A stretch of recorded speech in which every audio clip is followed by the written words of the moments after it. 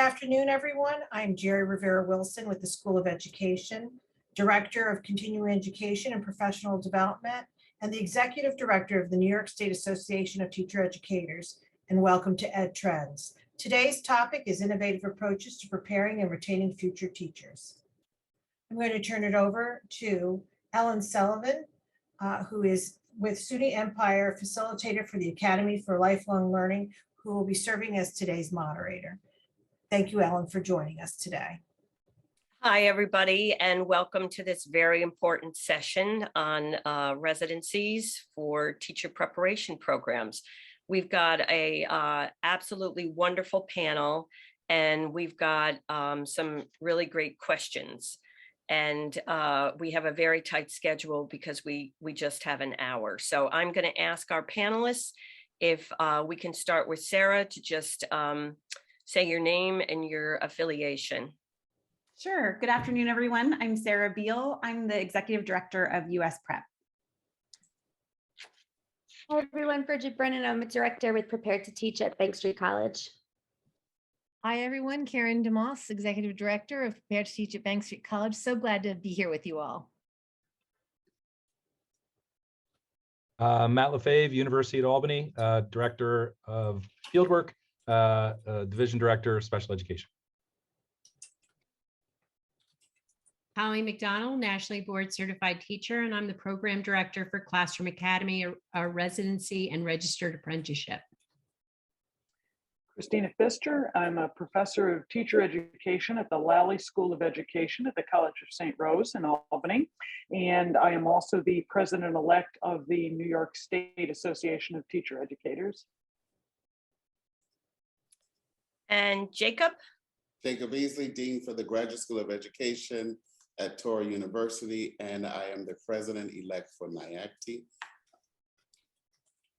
Great. Thank you, panelists. We're going to start with our first question. And because we have such a tight schedule, I have a little timekeeping device here. You each get 2 minutes to provide a response to the question. And if you are going over your 2 minutes, I'm just going to pop this up so that you can wrap it up and we can move it on to the next speaker. So let's get started. What are teacher residencies and what are the benefits of such a model? And I think, Brigid, we're going to start with you and then hear from Colleen and Christina and Matt. So Brigid, could you kick us off, please? Sure, happy to. Thanks, everyone. And thanks for starting with a great question. Interestingly, maybe not surprisingly, there hasn't been a single definition of a residency really to date. There's actually a national group called Pathways Alliance that's working on that right now. We found one important way to talk about residencies is not as something tied to a particular sector, alternative or traditional, not as either undergrad or graduate or grow your own or not grow your own, because residencies can exist in any of those models. We've started talking about the idea of 3 general clinical practice models inside teacher preparation. So one being a model where there's no real clinical practice at all, and in a teacher of record kind of model where they're going right into the classroom as they're doing their preparation. Another is a student teaching model.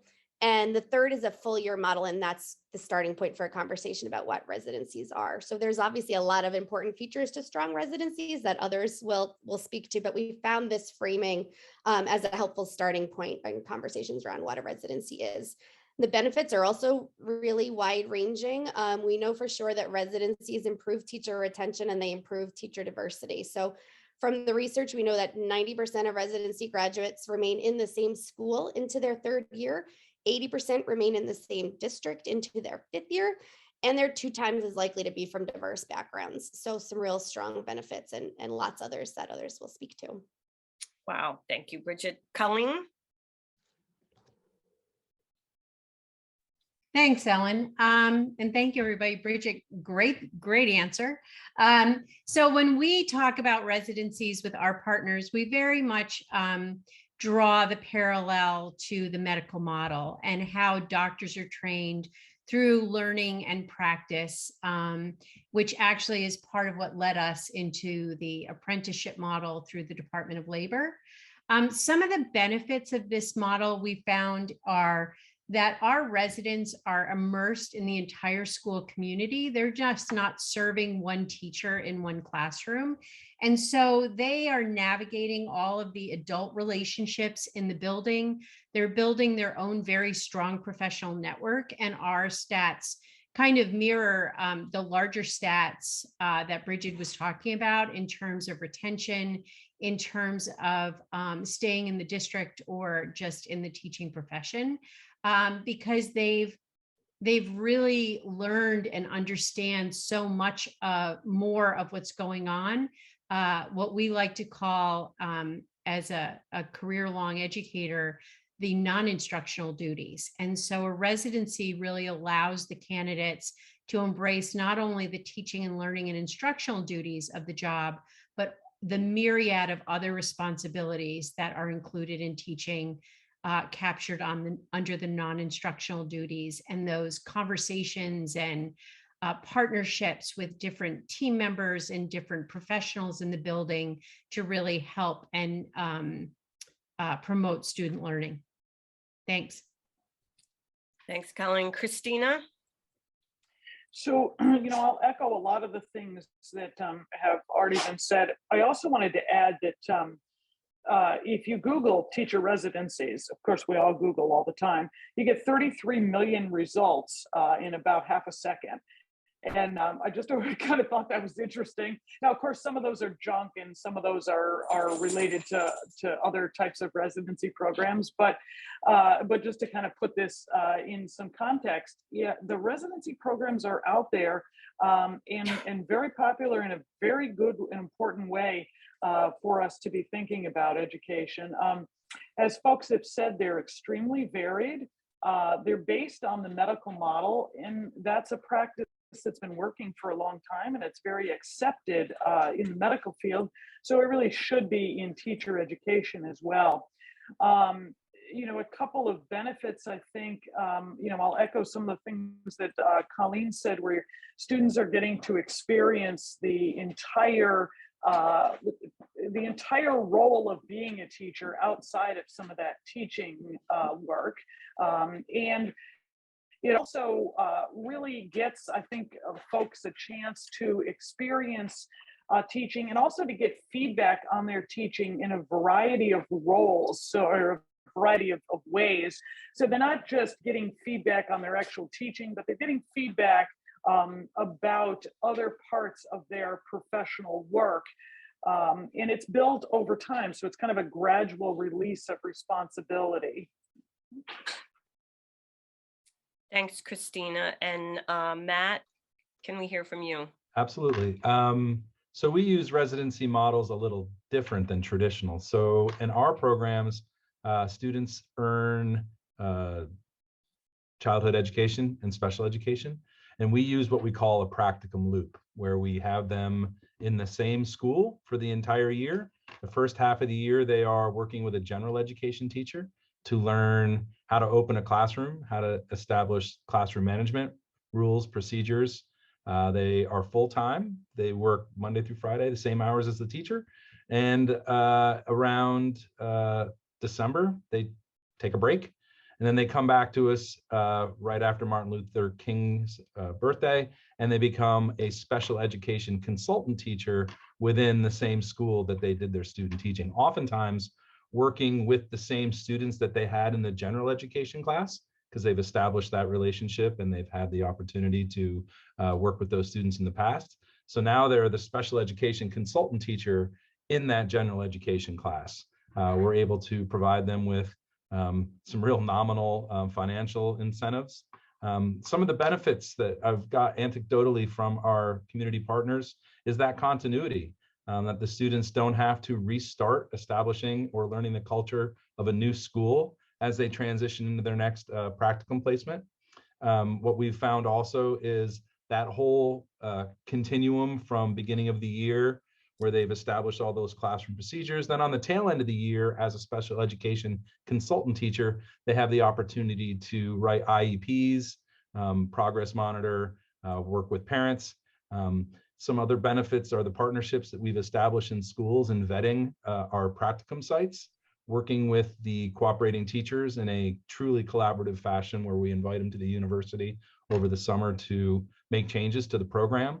And then probably one of the most applicable benefits to the candidate is oftentimes our students are hired in the schools that they've been doing this practicum loop in after the end of the year. And the research shows us that students that participate in these year-long practicum residency models are coming into the field as almost second-year teachers because they've had these very scaffolded experiences along the way. So I think that is pretty much how we handle residencies here at UAlbany, and the benefits of how they impact our program, our candidates, and our partners in the schools that we work in.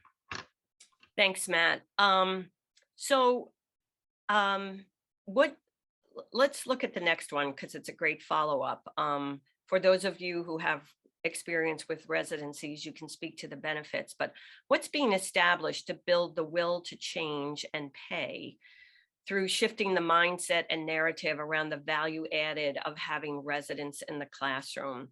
And we're going to hear from Colleen and Karen and Jacob about that. So Colleen, could you get us started on that one? Thanks, Ellen. It's a great question because we really do need to build this will to change. And we've been working a lot with our superintendents. Some of the things that we've been doing to build that will is actually presenting to the New York State School Boards Association and getting their buy-in, because they're ultimately the people that vote on the budget dollars that fund our residents in their placements. So for example, a Classroom Academy resident costs a district about $33,000 upfront per year. And so we have to have a conversation with the superintendent and the Board of Education about what is that value add and what is that return on the investment. And a few things that we've learned in our experience is that we really need to meet them where they're at in terms of language and audience. So the things that are important, you need to be aware of what's important to superintendents, what's going to be important as they report out to their taxpayers, and what that looks like and sounds like from their side. So you can give them some important talking points and you can give them some important information that then they can share with others. So we talk a lot about return on investment. We talk about impact on student learning. And we've done research around the impact of having a resident teacher in the classroom that clearly shows a positive impact on student achievement. And we also talk to them a lot about the fact that the value add is in the moment while the resident is actually doing the work in the classroom, and they are shoulder to shoulder with their teacher. They're reducing student teacher ratios, and they're really helping individualize instruction and meet students' needs. We also surveyed parents, which of course make up the taxpayer base, and those that information was really important as they start looking at this and how they're going to budget for it. Thanks, Colleen. Karen, can we hear from you on this important question? Yeah, as a lot of you on the phone may know, we started out with a really super sexy name of the Sustainable Funding Project, which literally one of our funders said, please change that name. So we did. Prepared to teach sustainable funding for high quality teacher preparation is what we're about. And our entire time across the country, and we've worked all across the country, we've been working specifically on this mindset shift so that we do fund folks. So a couple of things I want to share with the group that could be helpful in your local context. Colleen, your piece is spot on, and thanks for that audience awareness concept. Ours is sort of at a little bit bigger picture level. First is the comparison, framing the comparison to other professions. The fact that ours is the only profession where literally with 40 hours in New York, you can be a teacher on a Trans B. No other profession lets that happen. And so really sort of thinking about what is it that we're valuing. We did a lot of research on candidates' financial burdens, including diversity and equity concerns, because candidates who come from backgrounds that are not white who are in our programs have much less family income on which to draw. And so they end up with higher debt when they're going through their clinical practice. So all of these kinds of pieces, that whole research base became pretty important in the sort of translation of this work, so that we can now have a kind of a sort of a narrative that people can't work for free. So that is sort of a kind of a core thing. People can't work for free, and that's what we were asking them to do. And then when initially we were trying to get that buy-in, the return on investment concept, there was a lot of work already going on in the country that we also tapped into on cost savings around turnover. All of that's true, but that didn't really translate. We just weren't getting everybody saying, you're right, we're going to save money if we get people who are well prepared, so let's invest. So that wasn't really working. We made a shift in our narrative to focus on the instructional components, and that really makes a lot more difference in terms of people listening to why they should be investing in this work. So really thinking hard about what that instructional investment means, both in terms of the year that they're a resident and also for the long term. Just think about this. If I am an underprepared teacher, not because I'm working hard, not because I'm trying to be bad or anything, but I'm underprepared, how much more likely is it that I could inappropriately refer someone to special education? Huge cost. How much more likely is it that one of my students doesn't get what they need and so needs to be I got my sign, needs to be put into remediation? The thing that we're working on now is we're really working on the larger narrative shifts. So there's a whole narrative of what we can agree on in the field. And then what we are called sometimes anecdotes can fit underneath that narrative. So across the country, all of the anecdotes have a broader umbrella to work on. So great. Thank you, Karen. And Jacob, can we hear from you, Touro? Unmute. I knew that was going to happen. Yeah. It was wonderful what I had to say, I tell you. But go ahead. Thank you. This is a great question. So I want to echo the sentiments of Colleen and Karen, particularly around the impact or the economic value. But I think there's another issue, which is changing mindsets, and particularly preparing having future teachers and current leaders join in the operations of developing and sustaining the pipeline itself. So that means that now changing the mindset so they think of themselves also as part of the wheels or the cogs that prepare future educators. And then also thinking about what that means for the quality of those individuals who will complete a residency program, who will likely work in those same schools or school districts who are day one ready.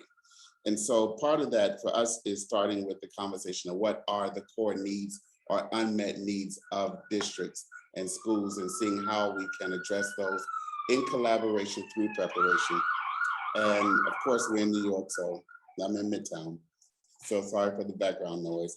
And our focus has been on shifting, looking at the outcomes of the positive impact of school culture and climate and P-12 student learning by virtue of an extended extended period of residency, and also the advanced development of current teachers.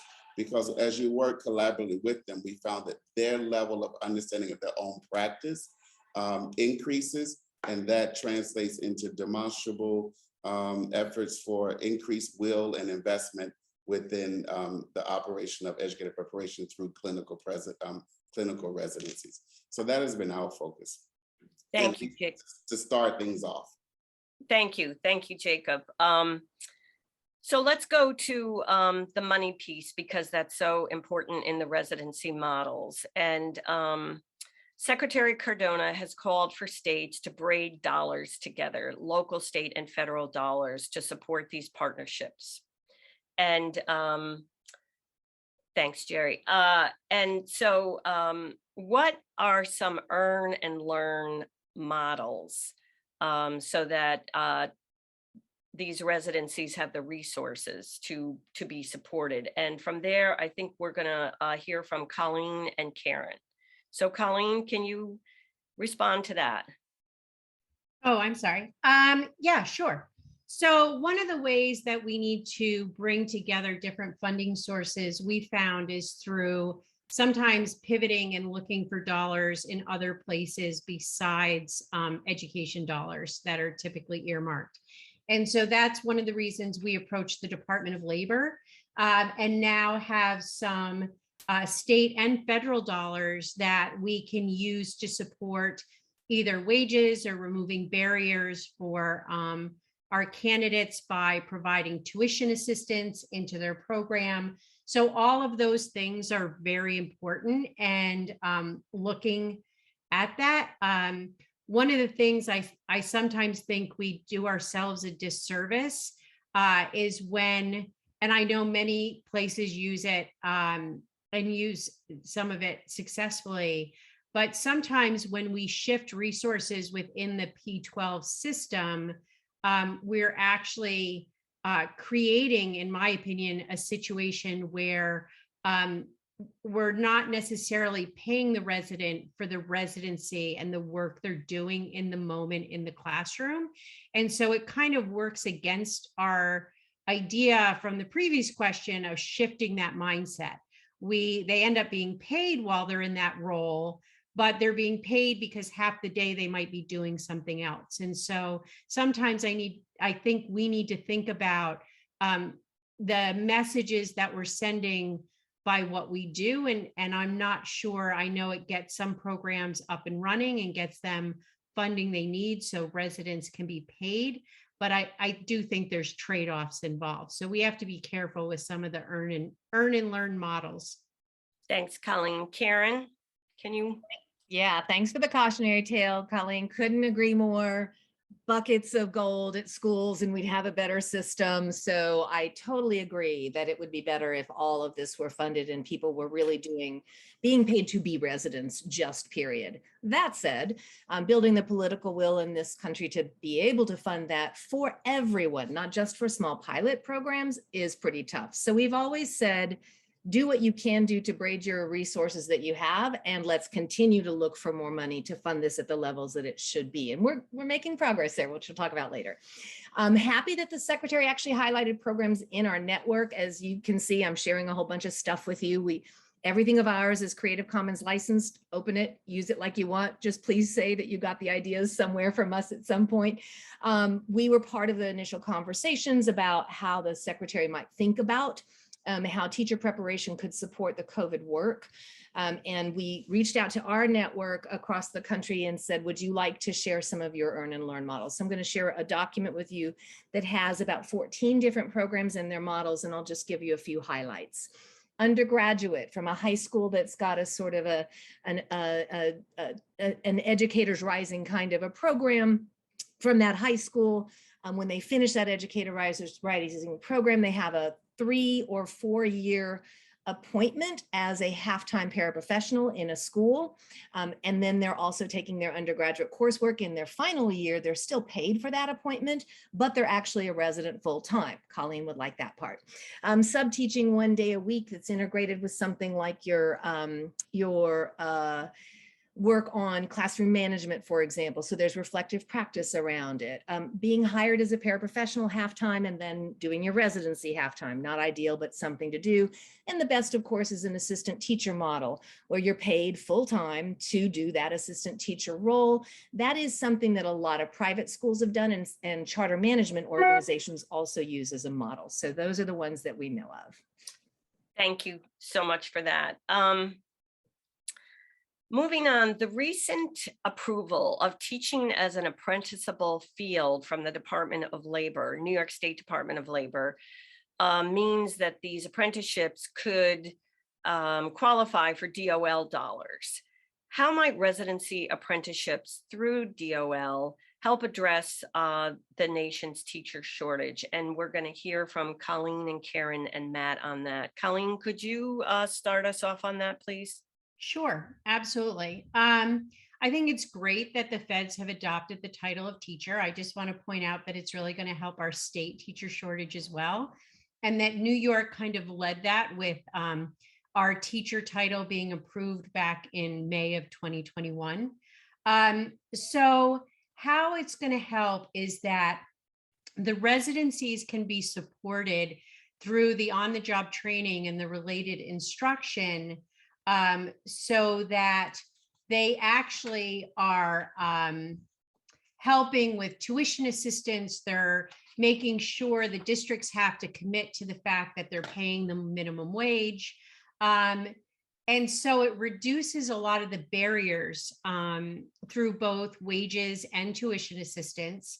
It provides access to a very large system of recruiting through the Department of Labor website, where the postings go up and all of those things. So it's a much larger reach in terms of looking for career changers or people who might just be working for supported placements and instruction. And it also provides a nationally recognized credential. So what's kind of interesting about that is that if my candidate moves somewhere else to another state or to another part of our state that may not be familiar with Classroom Academy, this nationally recognized credential says that they completed in our program 2 full years of on-the-job training. And so a district that's looking to hire them not only has, their word for it, or the fact that they were in a residency program. As we said, there's a million different definitions of what people call residencies. Now they actually have evidence of the time they spent in the on-the-job training, that they've met the competencies, that they've, obviously gotten their certificate and passed all their licensure tests and have the recommended recommendation from the Institute of Higher Ed. So it does a lot. It also provides additional federal and state dollars. So it can do a lot to really support people coming into the profession and removing some of the barriers for people coming in. Thanks, Colleen. And Karen, can we hear from you on this? Yeah, knowing that Colleen was going to be here, I just thought I'd share one of the ways in another state that folks have been thinking about this. One of our partnerships in Washington put in for a federal grant to figure out how to design something that goes from a high school grow your own, where it's a pre-apprenticeship. So the high schoolers would be receiving pre-apprenticeship dollars supporting them during high school. They would then go into a 2-year, what you might call a paraprofessional apprenticeship, either getting the first 2 years of a regular 4-year degree or going to the AA. And then they would articulate next into the undergraduate apprenticeship.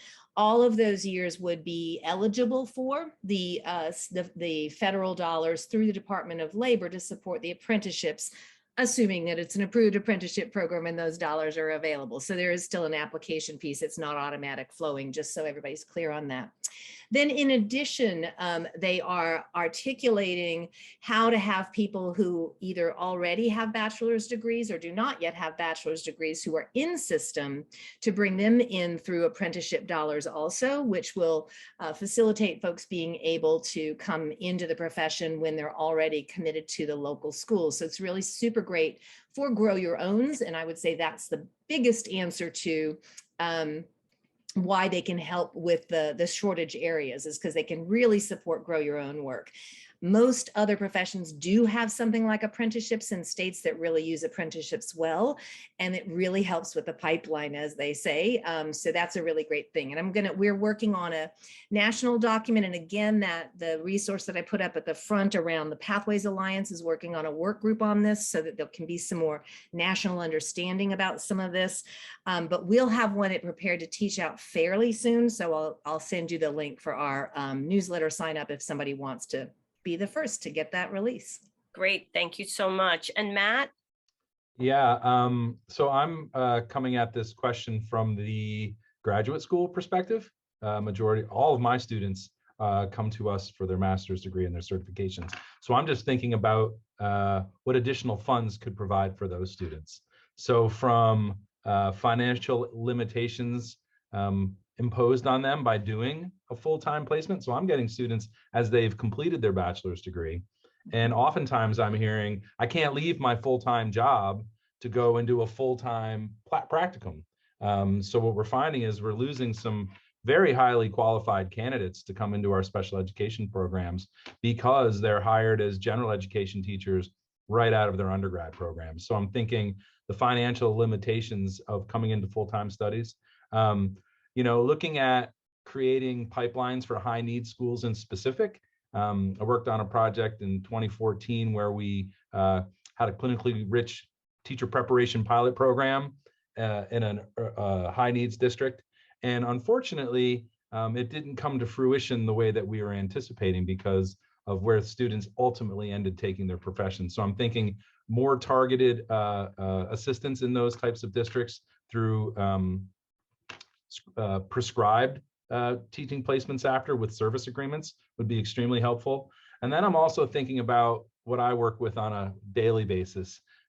Students not having additional funds to pay for their certification tests, the anxieties. I was a doc student who was living on a doctoral stipend, and I felt Maslow's hierarchy of needs, right? So I was very much stuck in that place of really having a hard time navigating all my doctoral studies when I was having a hard time paying my bills or paying for my certification exams. So I'm just thinking about how this could impact student readiness, students' anxieties about programs, financial limitations, and opening up that pipeline perhaps of the students that graduate with that undergraduate certification in childhood ed going into programs to get their master's degree. Because once they're hired by a district, it's really hard to kind of pull them out to go back into their studies full time. So I'm interested to really learn more about how this could work with the students that I work with on the day-to-day, and how we can build this into addressing the needs of high needs districts throughout the state. So that leads us right into the next question. And I know we have a number of higher ed folks on this call who'd be very interested in this. How do the educator prep providers structure their coursework to follow the on-the-job training hours that are part of the apprenticeship framework? That's one question. And can each district partner have one or more specific education preparation providers? So work with multiple IHEs. And for that, we're going to go to Jacob, and then Colleen and Sarah. So Jacob, could you jump in here? Excellent. So I think a good point was made earlier about the distinction between undergraduate and graduate. I think Matt brought that up. So I've had experience with both, not in New York, but in other states where I've worked. At the undergraduate, it was very important to let candidates who have the opportunity for a year-long residency. In the schools where we worked, it was optional because it depends on folks who have double major, single major, et cetera. It really depends on what their academic goals are and their academic history and performance have been. So that means they have to prepare in enough time throughout their general liberal arts and perhaps second major and their education coursework to complete all of the necessary coursework that is needed before the residency. Although they typically continue to complete some of their teacher education coursework, usually 1 or 2 methods courses each term, along with a seminar that is clinically based. So that is one way. At the graduate level, I found it to be depends on which model you're using. I've seen models where individuals are taking coursework, typically in their second year of a 2-year graduate program, because they're taking 2 courses a term, and they're working full-time in the internship or the residency while taking coursework. Graduate schools, of course, most times coursework is in the evening.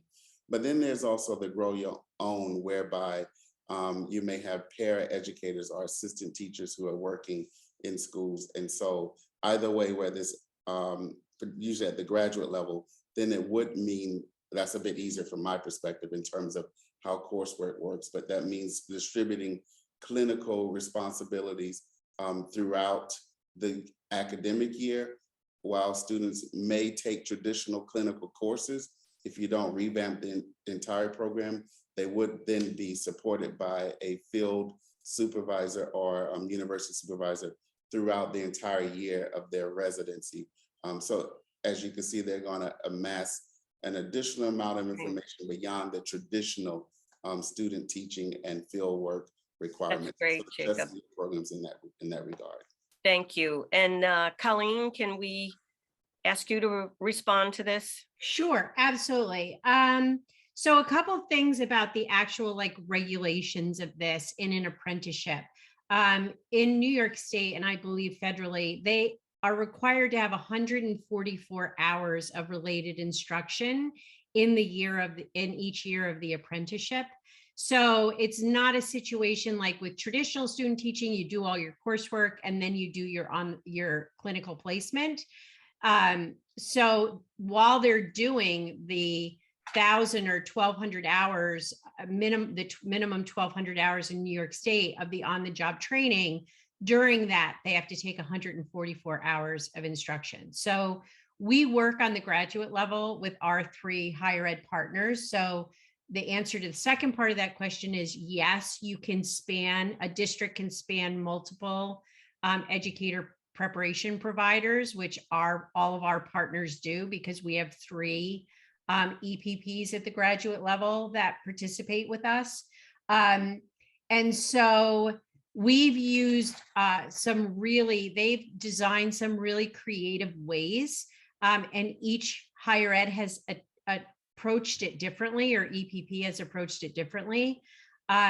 One program, they don't come into the residency until they have a year of coursework, and then their coursework is kind of spread out over the 2 years that they're in the program.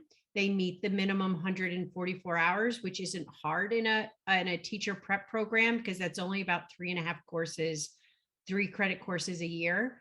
But they've also devised interesting other structures. Like one had a hybrid model where kids only had to come for in-person classes like once every 3rd or 4th week, and it like rotated through.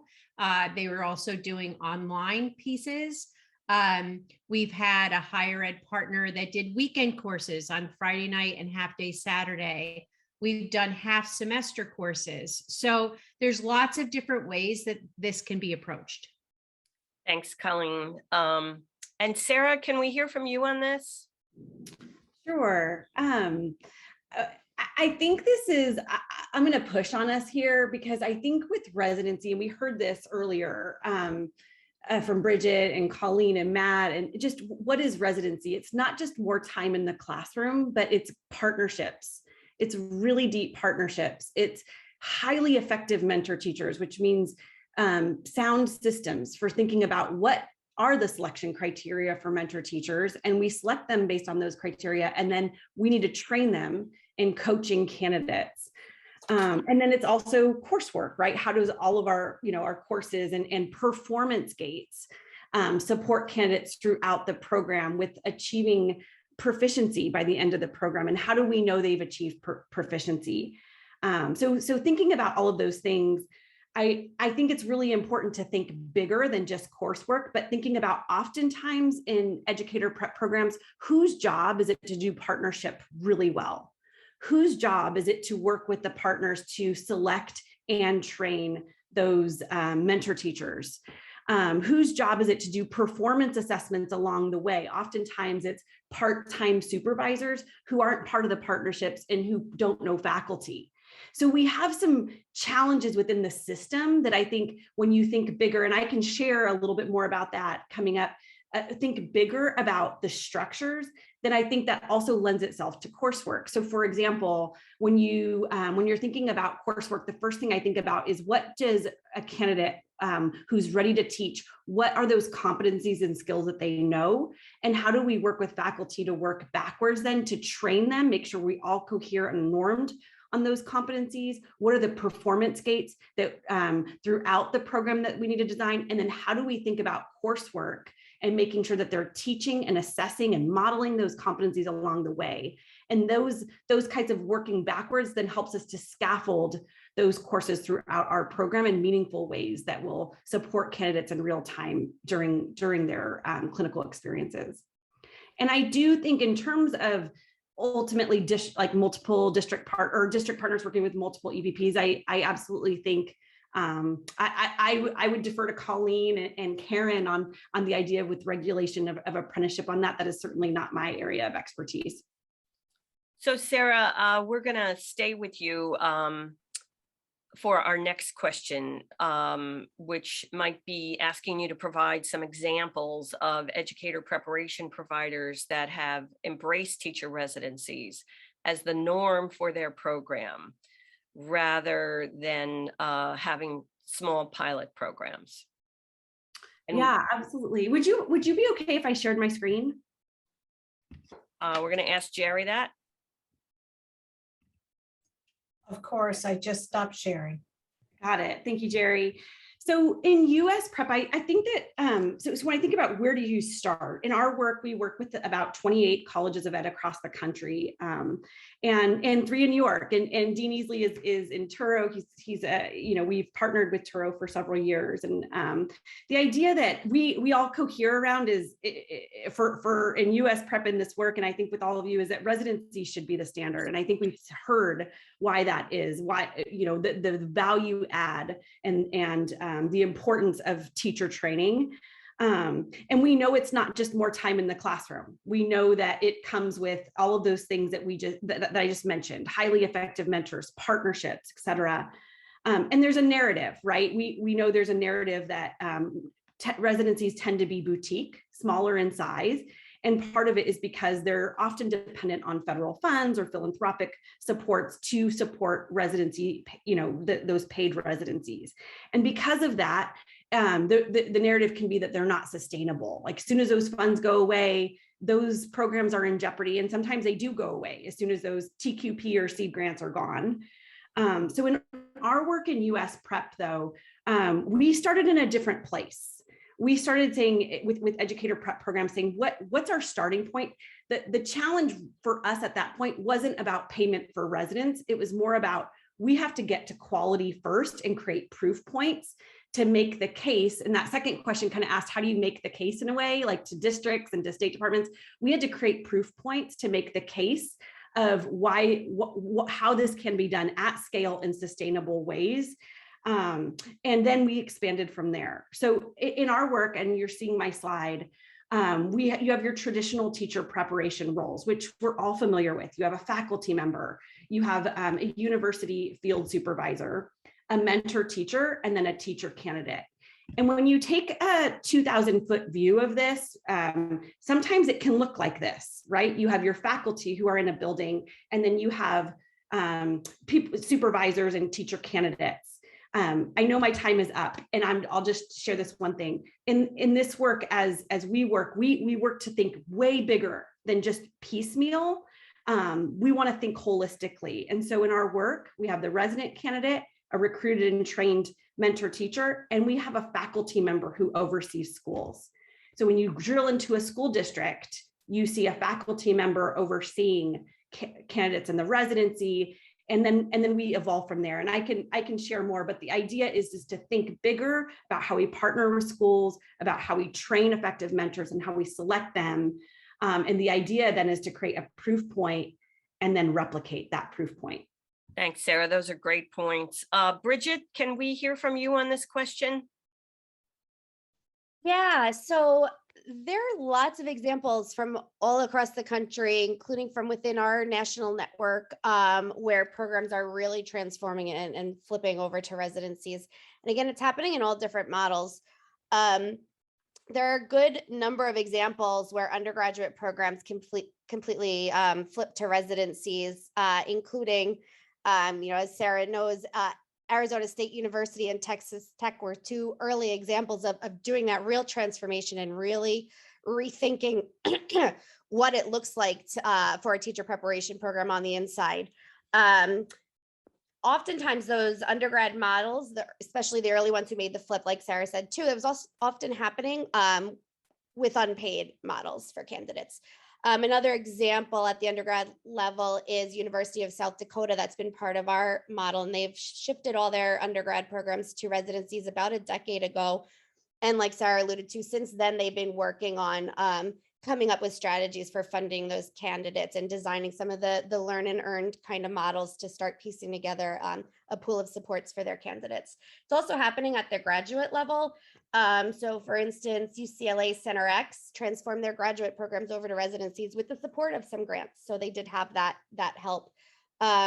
the same time, University of Southern California in our network has made this shift at the grad level without grant support. So they've just committed to transforming their in-person graduate programs, different for their online programs, over to residencies, and are working on funding. And in cases where there's gaps in funding for some of their candidates, they're working on scholarship support that they have more kind of control over at the program side.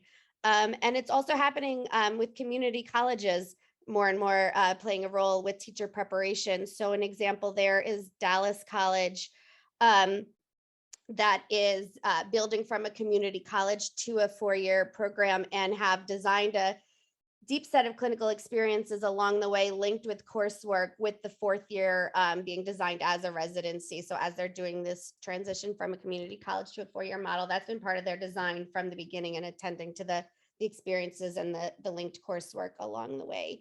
Thank you, Brigid. That's great. And Matt, can we hear from you on this?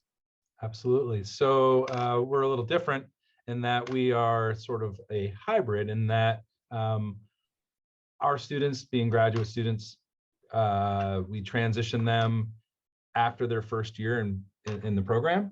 That first year, they're getting all their content, all their pedagogy, all their classroom management. While they're in their clinical sequence, they are still going to school full time. But it's really the calibration that we've had with the district partners. So if I think back to Sarah's graphic that she had posted there, where she had the faculty, the supervisor, the mentor teacher, the candidate, and the administrator in that redesigned graphic, we yearly kind of recalibrate based on what we call our Summer Institute, where we invite all of those stakeholders in to, at some points, modify some of our programs. I think back to some program shifts that have occurred through federal legislation or state mandates, where we've had to bring in all these stakeholders in order to bring them up to speed on how requirements have changed, ask them for their input in regard to how we can make these changes seamless together.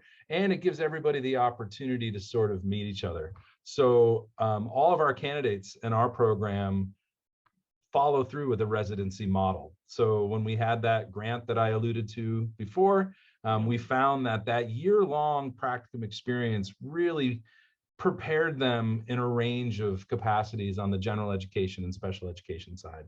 So around that time, when that was happening, all of the changes to state ed regulations were hitting New York State. So we just decided, let's just build this into our program. The way that we're able to provide our students with stipends during their clinical internship is we get contracts from our local school districts to hire our students as interns. So we go through New York State Ed, have them all provided with an internship certificate, which allows them to assume partial caseloads from their cooperating teachers.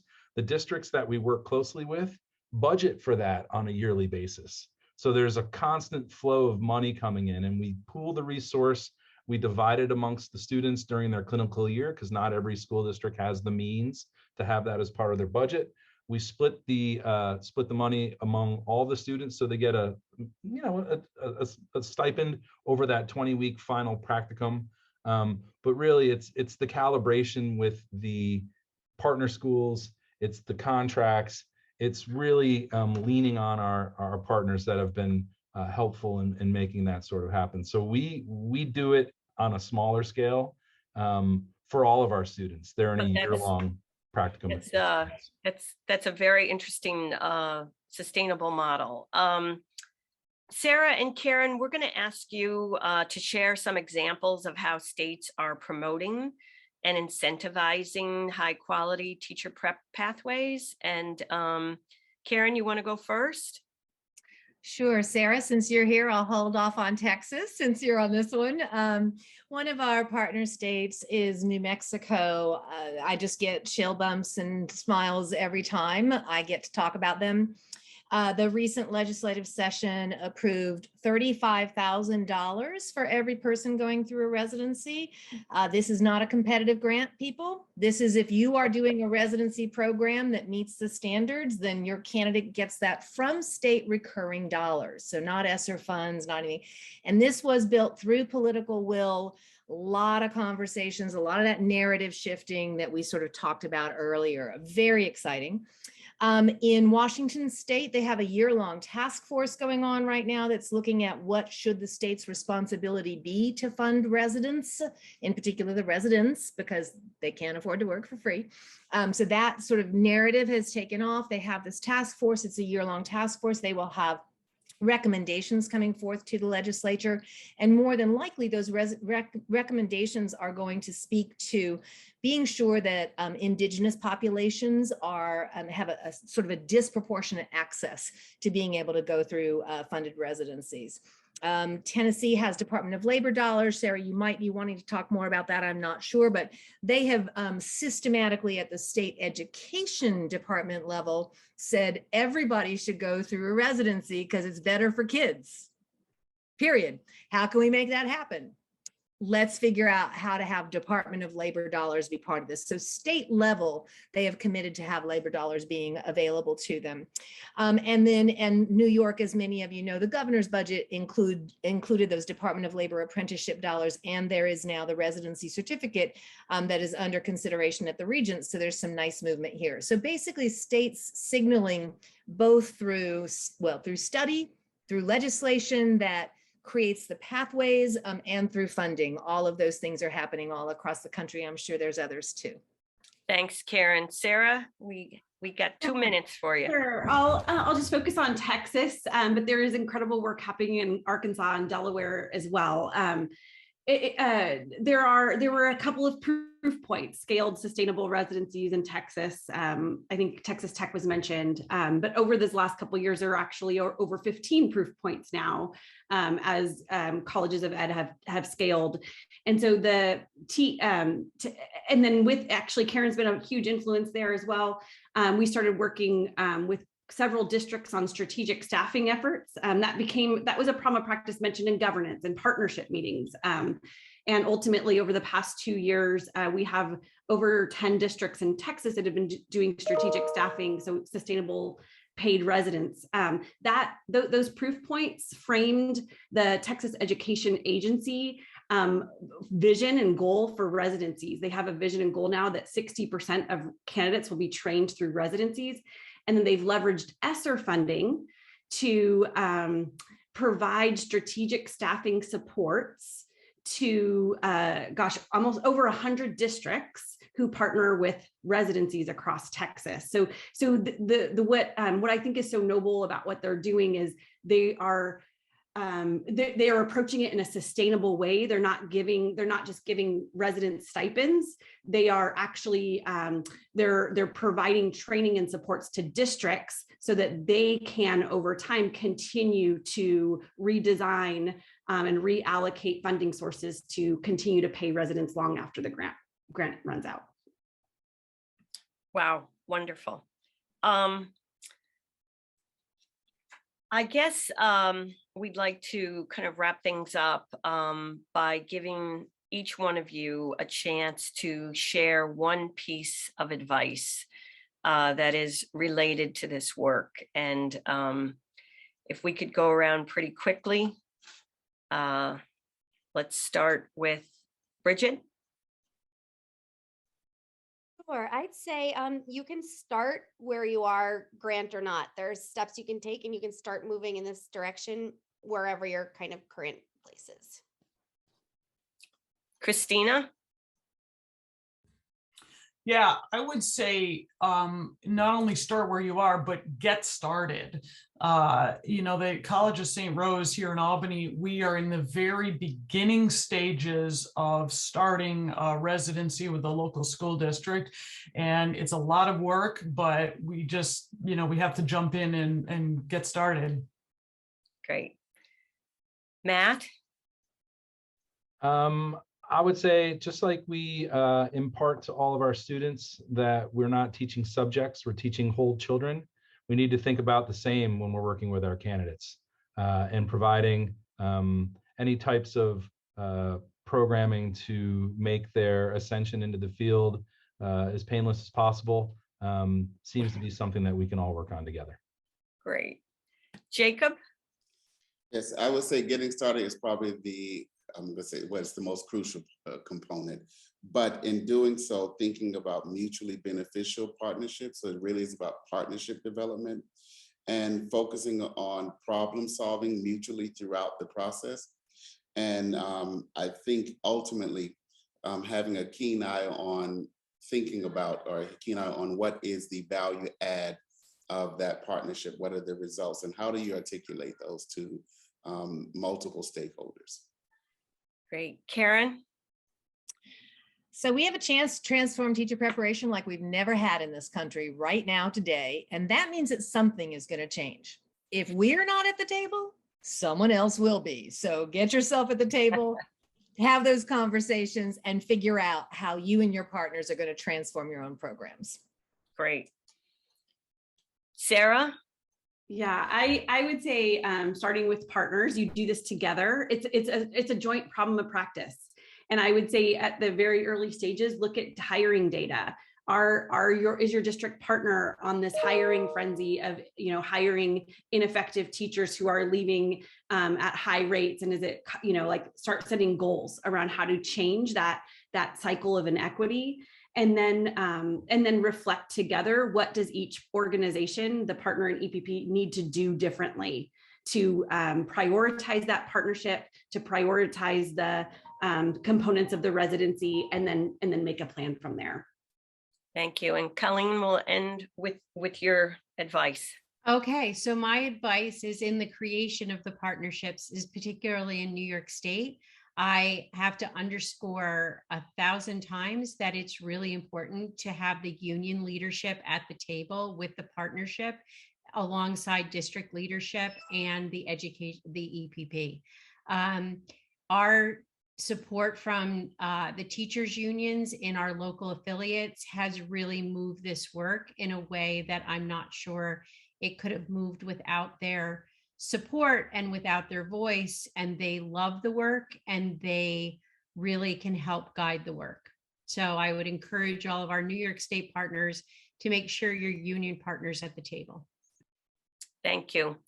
Well, I would love to thank our fabulous panelists. We could probably add a couple hours to this because there is so much to say about it and interest in it. And I'd like to point our listeners and viewers to the chat because there are a lot of resources that are posted there. And we're going to sign off now. And I thank you very much. Go forth and educate. Bye, everybody. Thank you.